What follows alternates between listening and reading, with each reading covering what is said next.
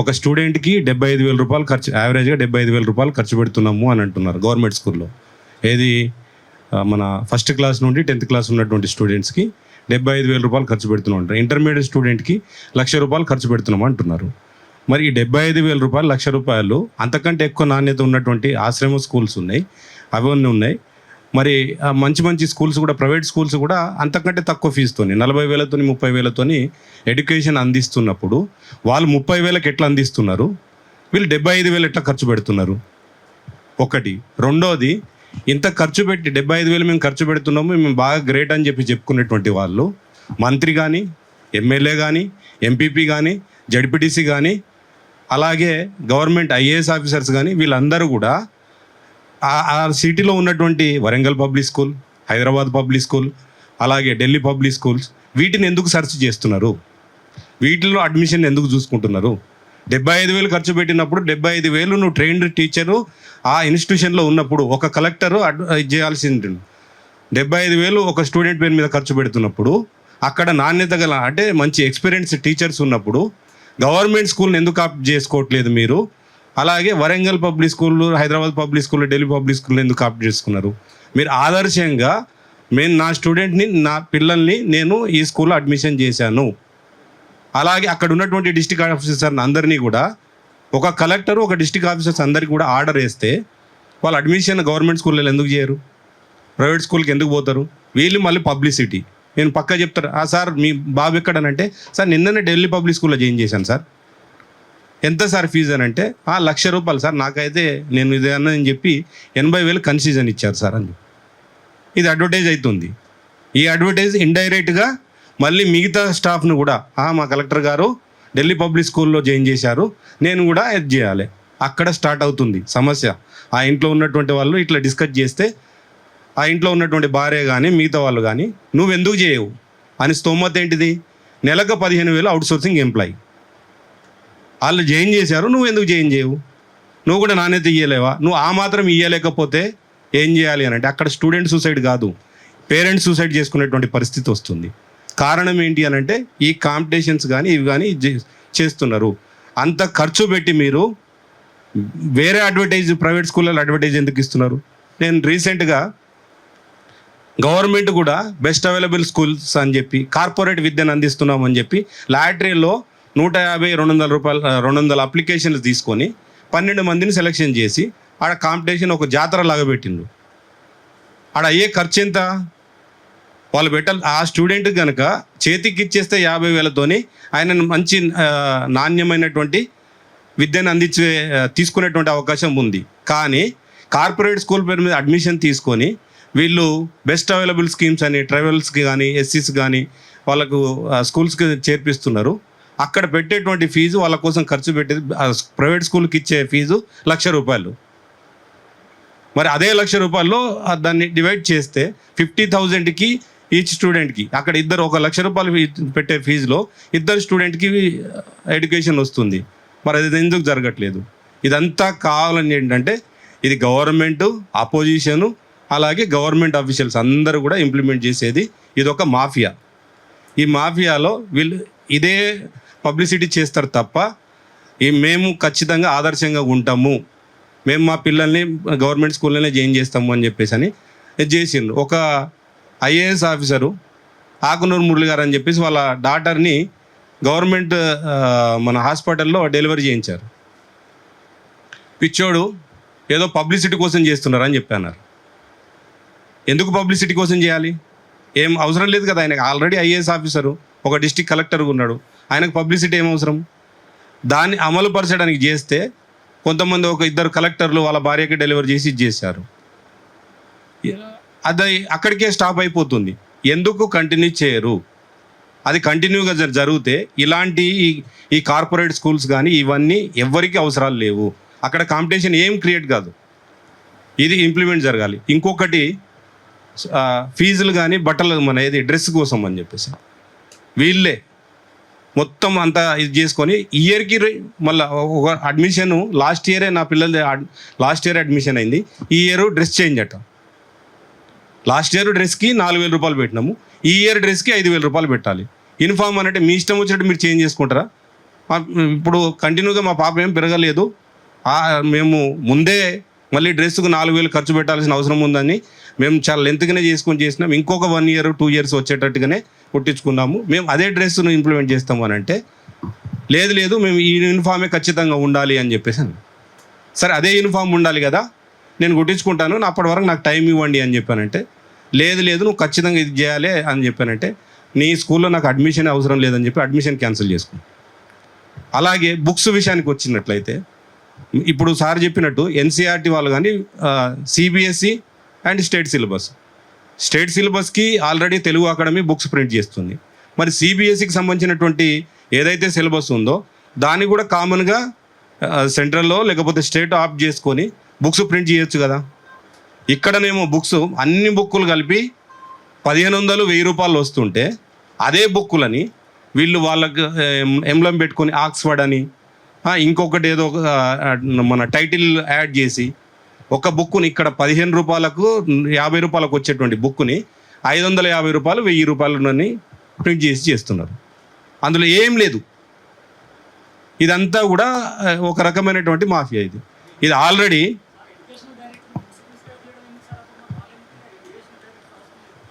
లేదు. ఇప్పుడు అది స్కూల్స్లో మీరు చూడండి ఖచ్చితంగా అండి, మీరు చెప్తున్నారు it's taking some more time. మీరు మీ పిల్లలు ఏ క్లాస్లో చదువుతున్నారు ఇప్పుడు? ఒక పాప 3rd క్లాస్ అండి, బాబు 5th క్లాస్. అంటే వాళ్ళని ఆ స్కూల్స్ నుండి తీసేసి వేరే స్కూల్ షిఫ్ట్ చేసారు. ఈ ప్రశ్న నేను స్పెసిఫిక్ ఎందుకు అడుగుతున్నాను అంటే చాలా మంది మాట్లాడుతారు పేరెంట్స్ మాట్లాడతలేరు అని. ఇవి పేరెంట్స్ మాటల్లోనే వినండి. వీళ్ళు కేవలం ఇంటర్మీడియట్ కాలేజెస్ కాదు, స్కూళ్ళల్లో కూడా పాకిపోయారు. స్కూళ్ళల్లో కూడా ఇదే ప్రాబ్లము అందరూ ఫేస్ చేస్తారు. ఈరోజు ప్రాక్టికలీ మాట్లాడాలి అని అంటే ఈ ఒక్క ఇష్యూతోని గవర్నమెంట్ షేక్ అయ్యే ఇష్యూ ఇది. రీజన్ ఏంటి అంటే very simple, almost 1/4 of the population is being affected. అయితే ఈ మీరు ఇంప్లిమెంట్ చేసినటువంటి మీరు ఏదైతే కాలేజీలో చూస్తున్నారో బుక్స్ కనుక అమ్మొద్దు, డ్రెస్ యూనిఫామ్స్ అమ్మొద్దు స్కూళ్ళలో అని చెప్పేసానంటే ఒక సర్క్యులర్ 1 week బ్యాక్ రిలీజ్ చేశారు ఇక్కడ నుండి. ఏదైతే ఫస్ట్ హైదరాబాద్లో రిలీజ్ చేశారు. దాన్ని బేస్ చేసుకొని ఎడ్యుకేషన్ డిపార్ట్మెంట్ కూడా స్టేట్ మొత్తము ఇది చేశారు. ఇప్పుడు దానికి అడ్వైటైజ్ ఏంటంటే వాళ్ళు ఈ డేట్ లోపు చేయొద్దని చెప్పేసి అని అన్నారు. యూనిఫామ్స్ బుక్స్ అన్నీ కూడా స్కూల్స్ సరౌండింగ్లో అమ్మొద్దని చెప్పేసి అని అన్నారు. మీరు ఇప్పుడు వస్తే మీకు 20% డిస్కౌంట్ ఇస్తాం, లేదు అంటే తర్వాత అమ్మడానికి కుదరదు, మీకు బుక్కులు బయట ఎక్కడ దొరకవు. ఇదొక ఆఫర్. ఇక ఈ రకంగా మాఫియా అనేది జరుగుతుంది. దీన్ని చేయాలి అని అంటే ఖచ్చితంగా మనం ఇక్కడ నుండి చేస్తే ఎన్సీఆర్టీ ఏది సిబిఎస్ఈకి సంబంధించినటువంటి బుక్స్ అది గవర్నమెంటే ప్రింట్ చేయించాలి. గవర్నమెంట్ ఏ రేటుకి అమ్ముతుందో అదే రేటుకు అది బుక్లు ఆల్ స్కూల్స్కి సప్లై చేయాలి. ఇది మళ్ళీ ఈ కొత్త ప్రైవేట్ స్కూల్స్ అన్నీ కూడా ఎందుకు పెట్టుకోవాలండి? ఇప్పుడు నేను ఒక నా బాబు 5th క్లాసు, గవర్నమెంట్ 5th క్లాస్కి సంబంధించినటువంటి బుక్స్ అన్నీ కూడా ప్రైవేట్ స్కూళ్ళలో అమ్మినట్లయితే 1,500 అన్ని బుక్స్ వచ్చేస్తున్నాయి. కానీ ఈ ప్రైవేట్ స్కూల్లో 9,500 రూపాయలు నేను ఎక్కడి నుండి తీసుకురావాలి? ఇది ఇలాంటి చాలా డిస్టర్బెన్స్ ఉంది. థ్యాంక్ యూ సో మచ్ అండి. అయితే ఇంకొక ఇంపార్టెంట్ విషయం ఏంటంటే ఆయన మాటలలో 3 విషయాలు మనం గమనించాలి. ఒకటి, ఒక ఐఏఎస్ ఆఫీసర్ పేరు తీసిండు ఆయన పేరు ఆకునూరి మురళి.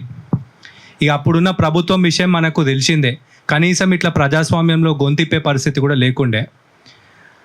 ఆ టైంలో ఇక్కడ స్టేట్ గవర్నమెంట్ ఆయనను మూలకు పడేస్తే ఆయన వాలంటరీగా బయటకు వచ్చేసి కూర్చుంటే పక్కనున్న స్టేట్ గవర్నమెంట్, ఇక ఈరోజు నేను రాజకీయాలకు అతీతంగా మాట్లాడుతున్నా, ఎవరు గవర్నమెంట్లు ఉన్నారు ఏంది అనేది పక్కన పెడితే ఆ గవర్నమెంట్ పిలిచి స్కూళ్ళని బాగు చేయండి రా బాబు అని చెప్పేసి ఒక ప్రోగ్రాము అదేంది నాడు నేడు అని స్టార్ట్ చేసారు. ఆ నాడు నేడు ప్రోగ్రాం గురించి ఎందుకు ప్రస్తావిస్తున్నానంటే ఆయన ఒక సిన్సియర్ ఐఏఎస్ ఆఫీసర్ పనిచేస్తే ఎట్లుంటుందో మనకు ఆకునూరి మురళి గారు ఒక నిదర్శనం. క్లియర్గా చెప్పిర్రు, ఇగో చూడండి కాంట్రాక్టర్ల దగ్గరికి పోయినాను, దీనికి 10 రూపాయలు అయితే వీళ్ళు 50 రూపాయలు రాసుకుంటున్నారు, ఇది స్కామ్ చేస్తున్నారు, ఇట్లా కాదు 10 అయితే 12 రాసుకోండి కానీ క్వాలిటీ మాత్రం తగ్గొద్దు అని ప్రతి ప్లేస్లో ఇట్లా కంట్రోల్ చేసిన అని చెప్పేసి ఆయన ఆంధ్రాలో చాలా స్కూల్స్ని బాగు చేసిండు, డెవలప్ చేసిండు. తప్పు చేసినప్పుడు తప్పు అని అనాలి, కరెక్ట్ చేసినప్పుడు కరెక్ట్ అని ఒప్పుకోవాలి. ఆయన ఈ పని చేసిండు కాబట్టి ఖచ్చితంగా దానికి అప్రిషియేట్ చేస్తాము. అండ్ మీరు ఇందాక ప్రస్తావించారు కాబట్టి ఆయన గురించి మాట్లాడుతున్నాను. ఇట్లాంటి ఆఫీసర్స్ ఎంతోమంది మనకి ఈరోజు అవైలబుల్ ఉన్నారు. ఈ వ్యవస్థలో మీకు తెలుసో తెలియదో మాకు ఎంతోమంది బ్యాక్ ఎండ్లో IPS officers, IRS officers message చేసి అప్రిషియేట్ చేసిర్రు. ఎందుకంటే వాళ్ళ పిల్లలు కూడా సఫర్ అవుతున్నారు. వాళ్ళకు కూడా కావాల్సింది, అరే మేము డబ్బులు పెట్టనీకే రెడీ. హాస్పిటళ్ళలో కూడా ట్రీట్మెంట్కి డబ్బులు పెట్టనీకే చాలామంది అఫోర్డ్ చేయగలుగుతున్నారు. కానీ ప్రాబ్లం ఏంది అని అంటే అంత డబ్బులు ఖర్చు పెట్టినా సరే క్వాలిటీ ట్రీట్మెంట్ అనేది అందుతలేదు. ఈరోజు ఆ క్వాలిటీ కావాలి అని అంటే చేంజ్ ఎక్కడి నుండి మొదలు కావాలంటే ఈడికేంచే. ఎందుకు అని అంటే వాడు ఫస్ట్ చెప్తాడు, అరే నీది ఇంటర్ ఫస్ట్ ఇయర్ కాదు సెకండ్ ఇయర్ అని అబద్ధం చెప్పురా అని. అబద్ధం అనే దాని మీద పునాది వేపిస్తే ఇక వాడు ఎప్పటికీ కూడా నిజం మాట్లాడే పరిస్థితి ఉండదు. ఆ దోపిడీ వ్యవస్థలో భాగం అయిపోయి దేశాన్ని దోచుకోవడానికి తయారయ్యే పరిస్థితి వీళ్ళు క్రియేట్ చేస్తున్నారు, కంపెల్ చేస్తున్నారు. ఆ ప్రెషర్ తట్టుకోలేక మొన్న ఒక డాక్టర్ రీసెంట్లీ ఈ సూసైడ్ చేసుకున్నాడు. సో ఇట్లాంటి ఇష్యూస్ అనేటివి చాలా జరుగుతున్నాయి కానీ బయటికి రావట్లేదు. ఈ వ్యవస్థలో ఇట్లాంటి మార్పులు రావాలి అని అంటే ఖచ్చితంగా ఈరోజు యువత పాత్ర చాలా ఉంది. అండ్ ఇంకొక విషయం, వై యువజన అన్న ఈ విషయం మీ మైండ్లో వచ్చి ఉండొచ్చు. యువజన అనే కాన్సెప్ట్ చాలా క్లియర్. ఒకటి ఏంది అని అంటే భారతదేశ జనాభా కనుక తీసుకుంటే మోర్ దాన్ అరౌండ్ ఒక 65% of the population is young. Average age Indian population కనుక తీసుకుంటే 28 years. అదే పార్లమెంట్లో కూర్చునే ఎంపీల యావరేజ్ తీసుకుంటే 62 సంవత్సరాల మీదనే ఉన్నది. కాబట్టి వాళ్ళకి అర్థం కాదు ఆర్టిఫిషియల్ ఇంటెలిజెన్స్ అంటే ఏంది, అసలు ఏఐని ఎట్లా యూజ్ చేయొచ్చు, ఏం చేయొచ్చు అనే వాటి గురించి క్లారిటీ కూడా లేదు. సో ఇట్లాంటి విషయాలలో మార్పు రావాలి అని అంటే మనము మన భవిష్యత్తుని డిసైడ్ చేసుకునే విధంగా ఉండాలి. కాబట్టి we should have the power. That is the reason Yuvajana party అనేది పుట్టింది. And this is the first political party which is floated by the people who are below the age group of 28 years. And it's first of its kind. భారతదేశంలో పుట్టిన మొట్టమొదటి యువ party ఇది. 28 సంవత్సరాలు ఉండే మేము 5 ఏళ్ల కిందట ఈ పార్టీ ఫ్లోట్ చేసినప్పుడు అందరం అదే ఏజ్ గ్రూప్ ఉన్న వాళ్ళము ఈ పార్టీ ఫ్లోట్ చేయడం జరిగింది. యాక్చువల్గా ఆయన ఫస్ట్ ఎడ్యుకేషన్ మినిస్టర్ చేయాలి అనేటువంటిది ఉద్దేశము. ఎవరిని? మన ఆకుండి మురళి గారి. అది పాసిబుల్ కాక టీఎస్పీఎస్సీ చైర్మన్ చేద్దాము అని అంటే ఏజ్ అనేది క్రాస్ అయింది కాబట్టి ఇది రాలేదు. ఇప్పుడు ప్రజెంట్ ఆయన కోసమే ఏది నాడు నేడు ప్రోగ్రామ్ని పక్క స్టేట్ ఇంప్లిమెంట్ చేసిన తర్వాత ఒక మంచి ఎడ్యుకేషన్ సిస్టంలో మార్పు వచ్చిందని విద్యా కమిషన్కు ప్రపోజ్ చేస్తే నేను రీసెంట్గా విన్నటువంటి ఒక ఇది కార్పొరేట్ స్కూల్స్లో డిస్కషన్ జరిగింది. నేను అడ్మిషన్కి వెళ్ళినప్పుడు డిస్కషన్ జరుగుతుంది ఏంటంటే ఇది ఆప్ చేయాలి. ఆయన కనుక వస్తే మన కార్పొరేట్ వ్యవస్థ మొత్తం కుప్పకూలిపోతుంది. అది జరగనీయకుండా చేయాలి, మీరు ఏం చేస్తారో చేయండి అని చెప్పేసి ఒక క్యాస్ట్ లాబింగ్ని ఇంప్లిమెంట్ చేసింది వాళ్ళు అక్కడ. ఇందాక మీరు ఒక పేరు చెప్పారు కదా, పల్లా రాజేశ్వర్ రెడ్డి అని చెప్పి. అలా ఆయనే కాకుండా చాలా మంది ఉన్నారు. ఇంకా ఇప్పుడు ఖచ్చితంగా మా పోరాటం వాళ్ళ మీద కూడా ఉంటుంది. రెండోది, గవర్నమెంట్లో కూడా ఎడ్యుకేషన్ సిస్టమ్ విద్యా కమిషన్గా తీసుకుంటే మా బావనే, నేను పేరు చెప్పాను, మా బావనే టీచర్. ఆయన ఏం చెప్తున్నాడంటే ఈయన కనుక ఎడ్యుకేషన్ సిస్టమ్ తీసుకుంటే మనం వాలంటీర్ రిటైర్మెంట్ తీసుకోవాలి అని చెప్పేసి. ఈ రెండు, ఒకటి గవర్నమెంట్లోనేమో ఉండేటువంటి టీచర్స్ కానీ వీళ్ళు కానీ ఏమంటున్నారు, ఈయన వచ్చి బయోమెట్రిక్ సిస్టమ్ పెట్టి సిలబస్లు పెట్టి డెమోలు పెట్టి ఈ సిలబస్ అంతా కూడా ఇదే సిలబస్ ఇంప్లిమెంట్ చేయాలని సార్ చెప్పినట్టు ఇదే సిలబస్ ఇంప్లిమెంట్ చేయాలని చెప్పి బయోమెట్రిక్ అటెండెన్స్ పెట్టి వాళ్ళు వస్తున్నారా లేదా, ఎడ్యుకేషన్ అనేది ప్రోగ్రెస్ రిపోర్ట్ చూసుకొని రిజల్ట్ని చేస్తే అనాలిసిస్ చేసి వాళ్ళకి ఇంక్రిమెంట్లు కానీ క్యాలిక్యులేషన్ అవన్నీ శాలరీస్ పెంచడం కానీ ఇదంతా ఇంప్లిమెంట్ చేస్తాడు అనేటువంటి ఒక కాన్సెప్ట్ని ఇది పెట్టుకొని గవర్నమెంట్ టీచర్స్ ఏమో ఈయన వస్తే మనం వాలంటీర్ రిటైర్మెంట్ తీసుకోవాలి అని చెప్పి అంటున్నాం. ప్రైవేట్ ఏమో కార్పొరేట్ సిస్టమ్ ఏమో మనం మూసుకోవాల్సి వస్తుంది ఇది అని చెప్పేసి అని. ఈ రెండు రకాల లాబింగ్లు కూడా ఆయన మీద ఇంప్లిమెంట్ చేసుకొని కావాల్సినటువంటి డిలే జరగడానికి రీజన్ కూడా ఇదే. Thank you.